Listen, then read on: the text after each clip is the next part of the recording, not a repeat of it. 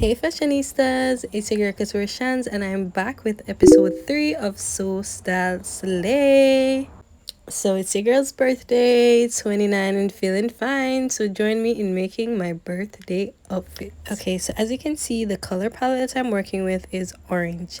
I definitely wanted something similar to a halter top with some ruching at the sides, and I've been loving the ruche sleeves lately, but I wanted mine to be more bodycon. So the entire outfit is definitely going to be a bodycon dress, and I'd like it to be super short and sexy.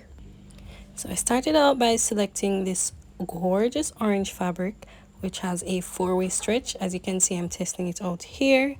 And I'm going to place my fabric on my cutting mat and I'm going to put it on fold to go and cut out the top portion for the dress.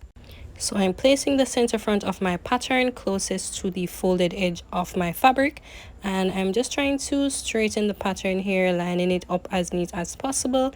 The fabric is stretchy and it can move around a lot, so I just place the scissors to hold it down a bit. I'm then going to take my ruler and I'm going to cut a straight line and basically follow the entire pattern, cutting it all around.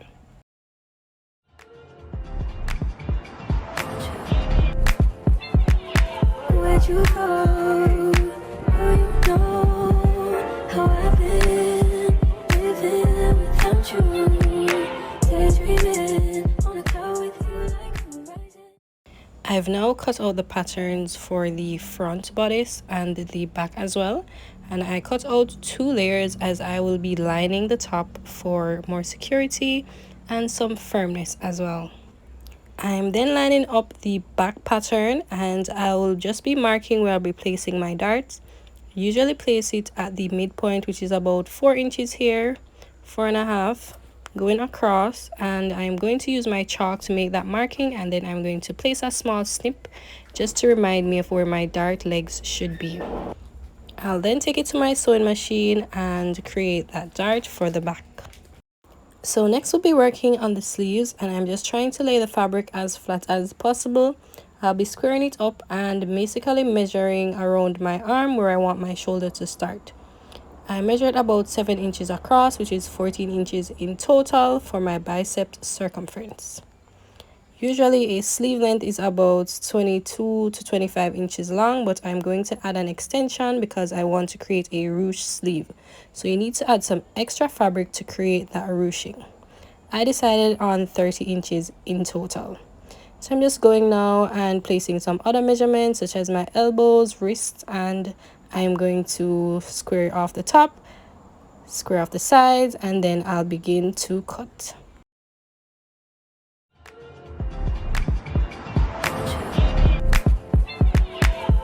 You go, oh, you know how I've been living without you, daydreaming on a cloud with you like the horizon. So next we'll be moving on to our skirt portion. I wanted this skirt portion to be very versatile in that it can be worn as a mini dress as well as a midi or maxi dress. So I am going to extend my skirt length to about 40 inches. And then I'm going to put a drawstring detail at the side to create the ruching that I need. So I'm just measuring down the length that I need as well as the width, which should encompass my waist and my hip measurement. Please take in mind that this fabric is very stretchy, so you want to take off a few inches of the circumference of your body measurements and then cut it out. So I started by measuring out 20 inches first, and then I'm going to measure the next 20 inches down to achieve the 40 inches total that I need for the length of my skirt. Where'd you go? Oh, you know how I've been living without you, daydreaming on a cloud with you like the horizon. It's now time to round up the gang. First we have our straps, we have our skirt portion, we have our halter neck top, and my favorite part of this dress, the ruche sleeves. Time to get sewing.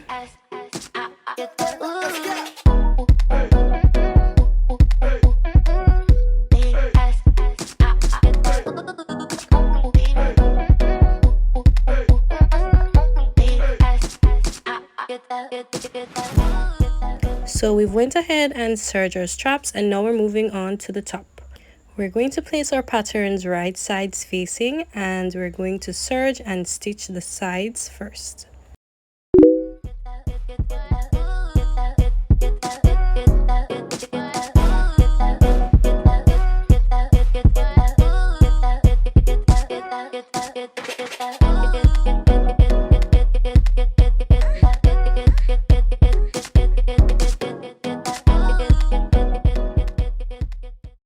So remember, we had cut our patterns in duplicates. This is because we'll be using one layer for facing and the other for lining.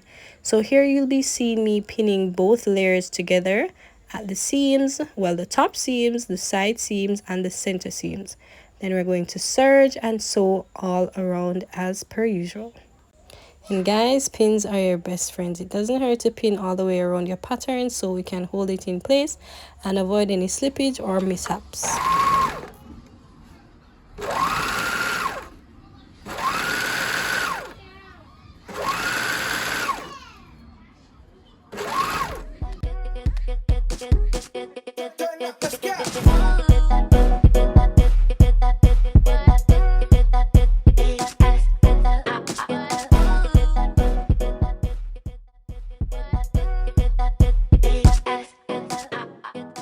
So you're finally done with the serging and the sewing. Next, we're going to go ahead and add some elastic to the back of our top, just so we can hug the body a little bit more. So you're going to use the longest stitch that your machine allows and gently tug on the elastic while sewing.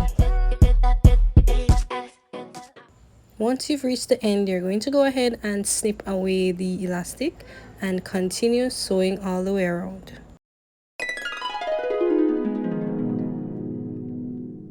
So this is how the back is looking after we've added the elastic.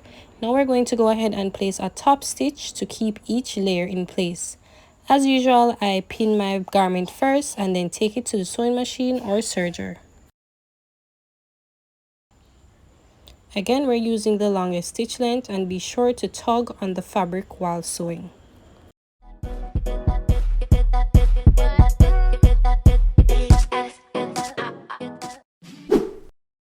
Ooh, this is what the top is looking like so far. We've stitched our sides down, we've added the extension to the top where the crisscross would be, and all that's left to do is to stitch up the front, basically close it up and prep it to add to the bottom.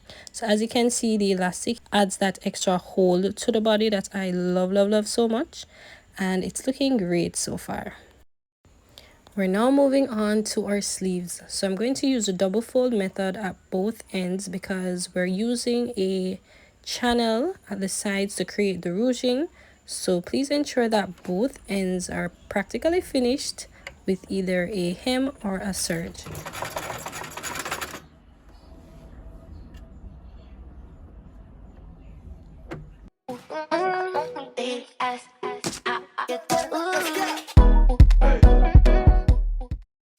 We're then going to pin our sleeves right sides together, and we're going to place a straight stitch all along the length. This is to create our channel that we're going to run our straps through to create the ruching for the arms. Moving on to our skirt portion, we'll be treating it just as we did our sleeves by creating a long stitch all the way down the length of the garment, and then opening up the seams, stitching them down again to create two channels which will run our straps through to create that ruching detail we all love so much. Also, at this stage, we've changed our stitch length to the smallest stitch that our machine can allow. This will ensure that the garment is sturdy and that the threads will hold up. And guys, when sewing or working on any type of project similar to this one, especially one that includes stretchy fabric, just take your time and sew or serge. Don't rush it because the fabric tends to bundle up, as you can see here. And a pro tip to loosen this is to basically just push it down.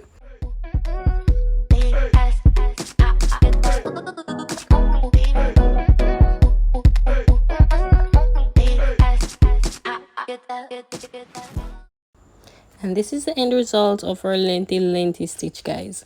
We're then going to open up our seams as I mentioned before and stitch on each side.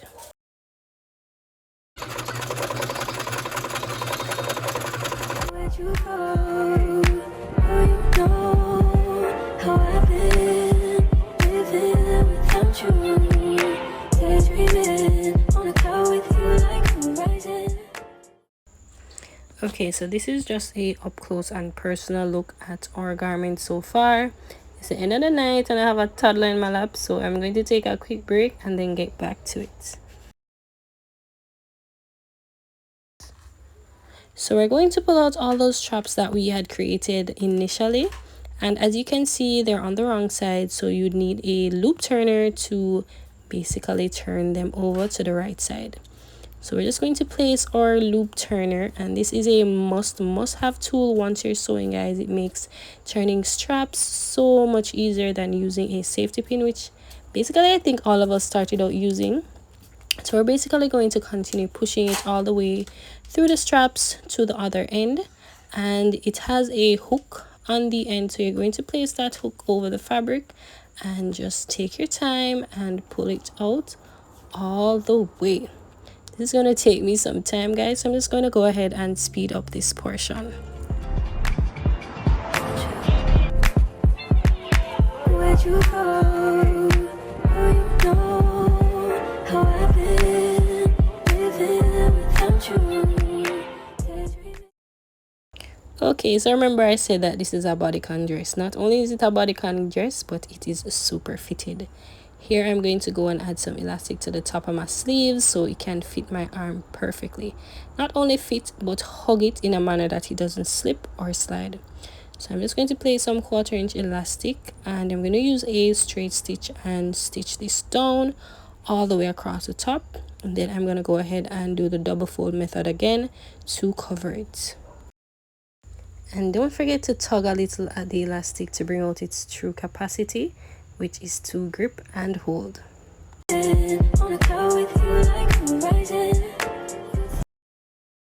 So once our elastic is in place, we're going to go ahead and fold the fabric on itself twice to create a casing over the elastic. We're going to pin as usual to secure it in place, and then take it over to our sewing machine where we'll place a straight stitch all along the edges. Here you'll see me tugging at the threads to basically move it along under the sewing machine, and then we're going to tug the elastic as far as possible so that the fabric flattens, and then we're going to go ahead and continue our stitching. Okay guys, almost there. We're like halfway through this tutorial. Please stay with me, and I hope you guys are loving these videos so far. We're only at episode 3, but we have a lot more to go. Okay, let's get back at it. So here you'll see me using the loop turner again to channel the straps through the skirt this time. And as I mentioned, it's 40 inches long, so you have to scrunch it up as far as possible so it can accommodate the loop turner. So once we get to the end, we're going to just take one of our straps. Here I am going to cut this strap because it is too long actually. So I'm going to go ahead and cut it in half. After we've cut it in half, one for each side, we're going to then take the hook on the loop turner, place it on one of the straps, secure it in place, open the hook, there we go, and then we're going to pull this through the channels that we created on the sides. You can already see the ruching being formed here, guys. So beautiful.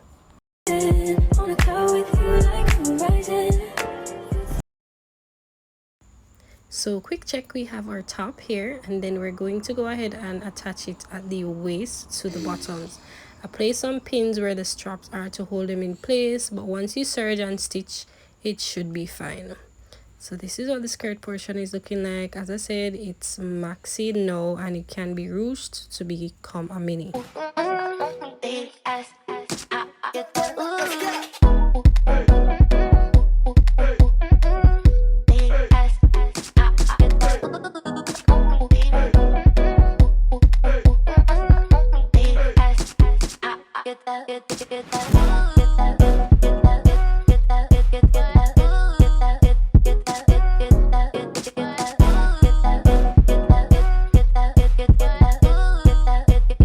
Guys, just look at the difference that the sleeve makes. Oh my goodness, I am so happy I decided to add sleeves to this because it definitely brings it off.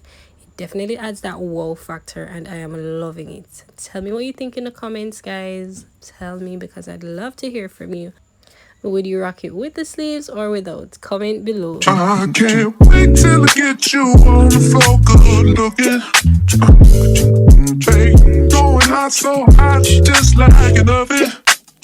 And I don't burn myself, I just had to touch it. It's so fine, it's so mine.